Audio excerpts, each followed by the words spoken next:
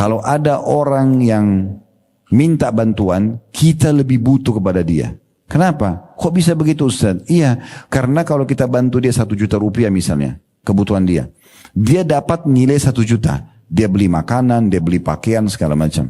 Selesai kan? Habis. Tapi kalau kita dapat nilai 1 juta itu dan dilipat gandakan, berlipat-lipat ganda akan diterima nanti hari kiamat. Jadi kita yang butuh pada fakir miskin itu. Selama ini kenapa orang selalu perhitungan kalau mau sedekah? Karena dia pikir orang lain yang butuh. Kebalikin. Kita yang butuh.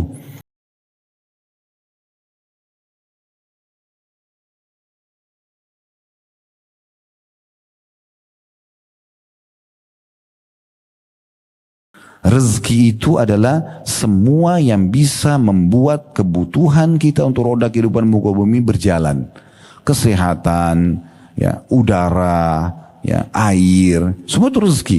Jangan selalu patok rezeki itu duit saja. Ini keliru. Ya, berapa banyak orang kaya raya tapi lumpuh, nggak bisa buat apa-apa. Kan begitu. Stroke. Ya. Jadi bukan itu tolak ukurnya, tapi kalau orang Allah berikan harta dan kesehatan berarti Masya Allah. Ya. Menumpuk kebaikan pada dia gitu.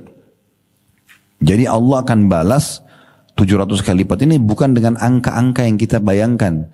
Lupain aja itu. Yang penting kita keluarkan dulu di jalan Allah. Tapi Allah berikan gambaran balasannya sangat besar. Baik, selanjutnya ayat 262-nya ini ada syaratnya. Supaya kita dapat balasan dari Allah, berkah apa yang kita keluarkan itu disebutkan dalam ayat ini ada 2 syarat mutlak ini. Alladzina yunfikuna amwalan fi sabilillah thumma la yutbi'una ma anfaqu mannan wala adhan lahum ajrum 'inda rabbihim wala khaufun 'alaihim wala hum yahzanun. Orang-orang yang menafkahkan hartanya di jalan Allah, kemudian mereka tidak mengiringi apa yang dinafkahkan itu dengan menyebut-nyebut pemberiannya. Kamu kan sudah saya bantu. Itu yayasan sana saya yang kasih itu 100 juta. Masjid itu saya yang pasangin granitnya. Nggak boleh sebut-sebut. Nggak usah sebut. Ada malaikat yang catat, ada Allah yang tahu. Ini syarat pertama nih. Kalau mau dapat pahala, jangan disebut-sebut. Kemudian yang kedua, Allah bilang di sini, dan dengan tidak menyakiti perasaan si penerima. Lempar uang di depannya. Tutur katanya kasar. Sekarang balik persepsi kita. Renungi baik-baik ini. Jangan pernah berpersepsi, Bapak Ibu sekalian, kalau kita membantu orang itu yang butuh. Keliru nih. Balik sekarang. Kalau ada orang yang minta bantuan, kita lebih butuh kepada dia. Kenapa? Kok bisa begitu Ustaz? Iya, karena kalau kita bantu dia 1 juta rupiah misalnya, kebutuhan dia. Dia dapat nilai 1 juta. Dia beli makanan, dia beli pakaian, segala macam. Selesai kan? Habis. Tapi kalau kita dapat nilai 1 juta itu dan dilipat gandakan, berlipat-lipat ganda akan diterima nanti hari kiamat. Jadi kita yang butuh pada fakir miskin itu. Selama ini kenapa orang selalu perhitungan kalau mau sedekah? Karena dia pikir orang lain yang butuh. Kebalikin. Kita yang butuh. Renungi bagaimana Abdullah bin Abbas dan Abdullah bin Umar radhiyallahu anhuma, sahabat ini setiap hari depan rumah mereka selalu orang miskin numpuk karena selalu mereka sedekah. Satu hari pernah orang-orang miskin ini nggak datang. Gelisah Abdullah bin Umar dan Abdullah bin Abbas ini, kemudian mereka keluar cari mana ini orang-orang miskin ini, dicari, dijemput bola, diantarin ke sana. Begitu luar biasanya. Sebagian orang kalau belum memahami poin ini, begitu orang fakirnya tidak ada, alhamdulillah sudah nggak datang lagi. Atau kadang-kadang malah dimarah-marahin, disakiti orang yang minta itu. Kamu nggak tahu diri ya, kamu kan sudah saya bantu gini-gini. Subhanallah, seakan-akan orang itu yang butuh, keliru. Kita yang butuh karena kita butuh nilainya. Bayangkan kalau tidak ada orang miskin yang minta, kita mau dapat pahala sedekah dari mana? Nanti kita akan bacakan statement para ulama salaf berhubungan dengan ini. Setelah kita baca ayat-ayat ini dulu. Karena saya harus tuntaskan sampai 274 ya dari Al-Baqarah. Selanjutnya 263-nya. Qaulun ma'rufun wa maghfiratun khairun min sadaqatin yatba'uha adza wallahu ghaniyyun halim. Perkataan yang baik Dan juga pemberian maaf lebih baik daripada sedekah yang diiringi dengan sesuatu yang menyakiti perasaan si penerima. Allah maha kaya lagi maha penyantun.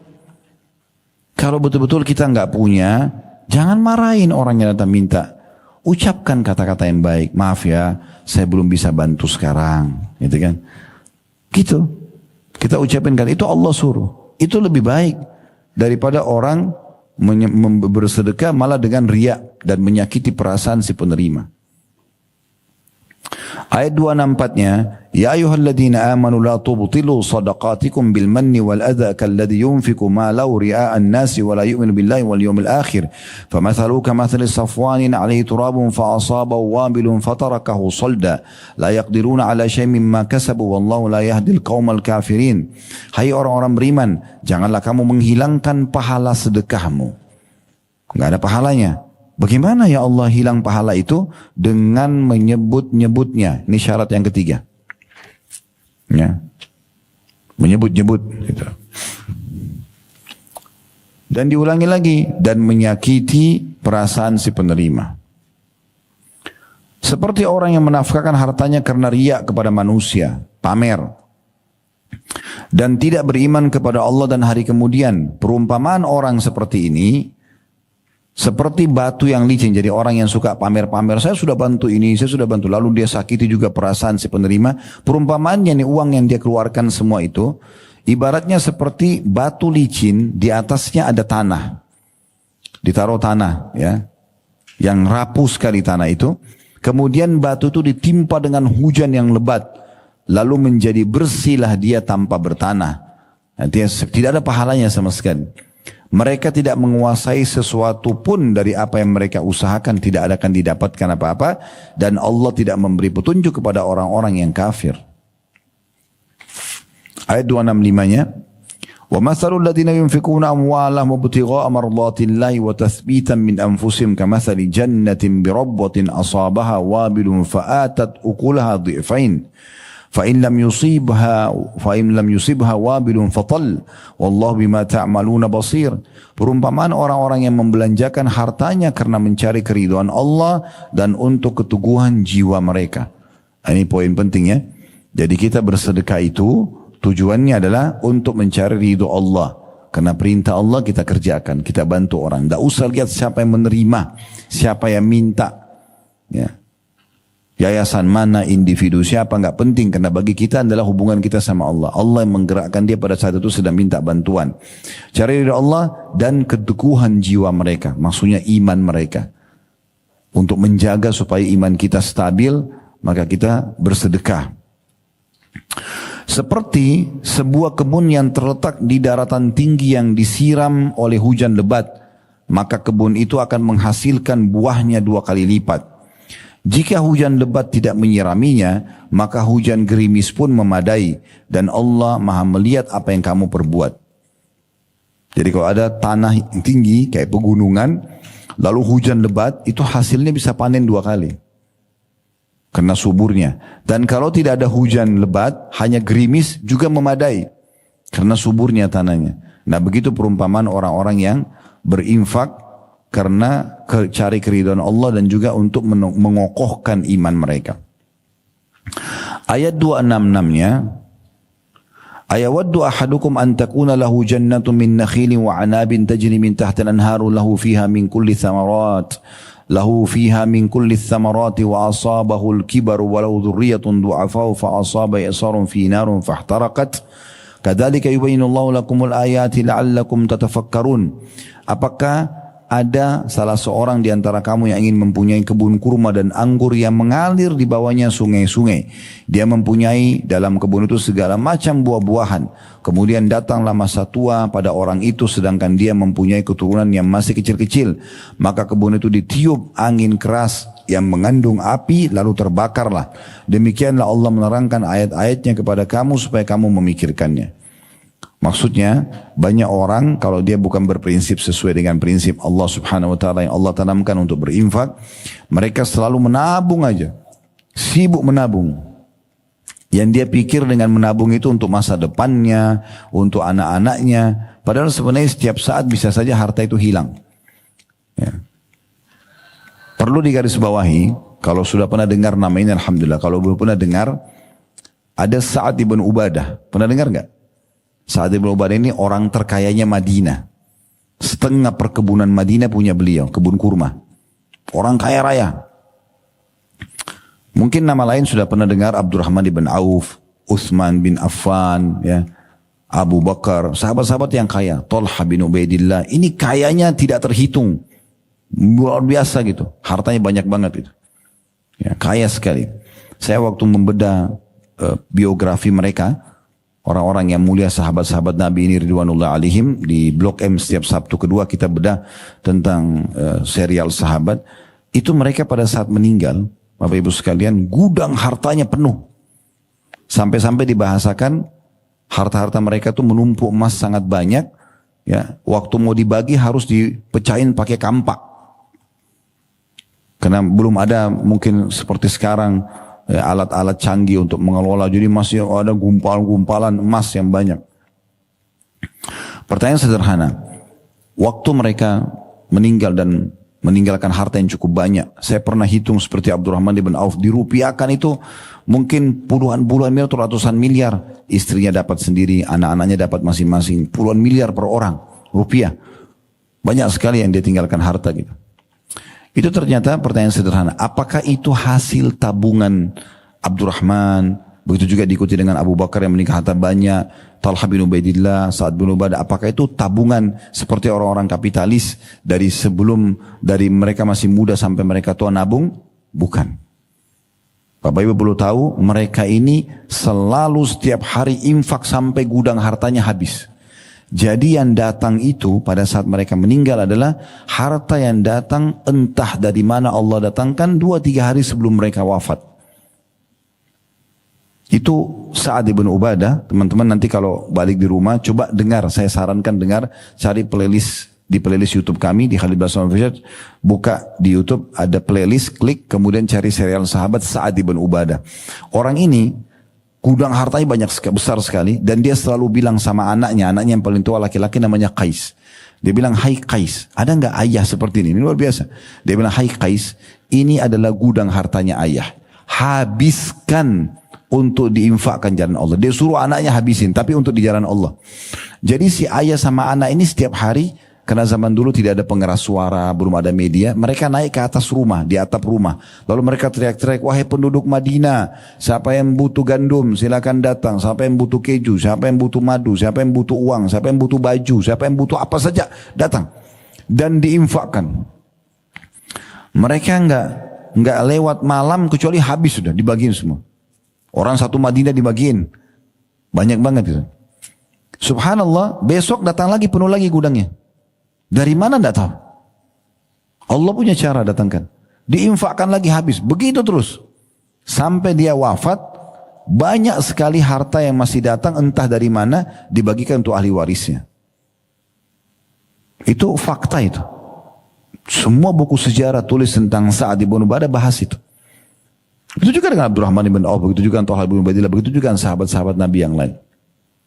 Sampai pernah uniknya Sa'ad ibn Ubadah ini Bapak Ibu sekalian, dia bicara sama anaknya Qais, sepertinya semua jenis sedekah sudah kita pernah lakukan. Bagi makanan, bagi pakaian, bagi uang, sudah semua kita lakukan. Kita coba cari kantong sedekah yang belum kita sentuh. Kata anaknya, "Apa itu ayah?" "Kita coba utangkan orang." Dia anak di atas rumah teriak, "Wahai penduduk Madinah, siapa yang mau utang silakan datang." Datanglah orang utang, sekian banyak. Utang semuanya. Sepakat ini akan dibayar di waktu tertentu. Perlu Bapak Ibu tahu, ada hadis Nabi SAW, siapa yang mengutangkan orang lain, maka sebelum jatuh tempo, sama pahalanya dia berinfak sejumlah utang itu setiap harinya. Jadi misalnya Bapak Ibu utangin orang 10 juta. Tanggal 1 Januari jatuh tempo, tanggal 1 Februari misalnya. Dari mulai tanggal 1 Januari kita utangkan dia 10 juta. Ini investasi kita 10 juta. Dicatatkan dia berinfak 10 juta per hari. Berarti modalnya 10 juta. Kalau kita hitung sampai tanggal 30 aja Januari. Ya, kadang-kadang sampai 31 kan. Kalau sampai tanggal 30 aja berarti dia dapat pahala 300 juta. Karena tiap hari 10 juta. Modalnya cuma 10 juta. Pahalanya 300 juta. Kata Nabi SAW, kalau lewat dari jatuh tempo dan dia berikan tenggang waktu atau dia memaafkan, maka dia akan dapat 2 kali lipat. Di Februari misalnya, orang ini kita tagih belum bisa bayar. Udah gak apa-apa, saya kasih nanti 1 Maret aja. Di Februari itu setiap hari seperti 20 juta dia infak. Berapa banyak orang tidak paham ini. Berkeluh kesah. Ada orang utang sama saya 10 tahun tidak bayar-bayar Ustaz. 10 tahun itu setiap hari berinfak sejumlah itu. Sampai kata sebagian ulama, Allah dengan kasih sayangnya ingin memberikan pahala melimpah bagi orang pemilik piutang yang belum dibayar. Kalau dia faham itu. Sementara rezekinya dipenuhi kok. Allah kasih dia makan, Allah kasih dia rumah, tetap dipenuhi. Tapi ada kantong pahala yang berjalan dari sini. Apa kata Sa'ad? Kita utangkan orang. Utang semua orang hari itu. Dia tidak bagi-bagi apa-apa. Dia cuma utangkan orang. Sepakat jatuh tempo akhir bulan. Pas tiba akhir bulan, mereka sepakat nih sama anaknya. Begitu datang orang, mereka bilang, sudah, kami sudah maafkan. Kami nggak mau ambil lagi yang sudah kami keluarkan jalan Allah. Tapi mereka sudah dapat pahala ngutangin orang, dapat lagi di akhirnya memaafkan orang. Kalau orang memberikan tenggang waktu, kan tadi saya bilang, kalau lewat dari masa jatuh tempo, kita berikan tenggang waktu, berarti kita sama berinfak 2 kali lipat dari apa yang kita sedekah, yang kita pinjamkan kan. Hanya sampai terbayar. Misalnya tadi 1 Maret dia bayar, berarti putuslah sedekah setiap hari itu. Tapi kalau Bapak Ibu maafkan, mulai dari saat itu sampai kita meninggal berjalan terus. Berarti lebih besar pahalanya, berinfak seperti sejumlah itu. Jadi pola fikir kita ini harus diperbaikin. Karena dari kecil selalu orang tua kita cekokin, tabung nak, tabung nak, tabung nak. Dibelikan celengan, ini melahirkan sifat bakhil, sifat pelit. Jangan belikan tabungan anak-anak, enggak usah. Celengan itu jangan. Dikasih celengan, ibu kasih, ya, bapak kasih, misalnya kasih celengan nih, si kakak sama adik, terus kita kasih uang, contoh 1.000 rupiah, masukin ya anak, masukin. Ibu aja pegang celengan itu marah si anak. Mau dibawa kemana ibu? Pasal kita pindahin, ibu cuma pindahin nak. Kakaknya pegang marah, jadi bakhil. Kenapa? Kasih uang kalau jajan sekolah, nak. Kasih traktir teman-teman kamu makan ya. Biasakan dia itu dermawan. Itu yang Islam ajarkan. Sepakat gak ini nih? Faham ya? Allahu alam. Cuma 3-4 yang faham. Yang lain masih ragu. Bener gak ini? Gak boleh ragu. Ya.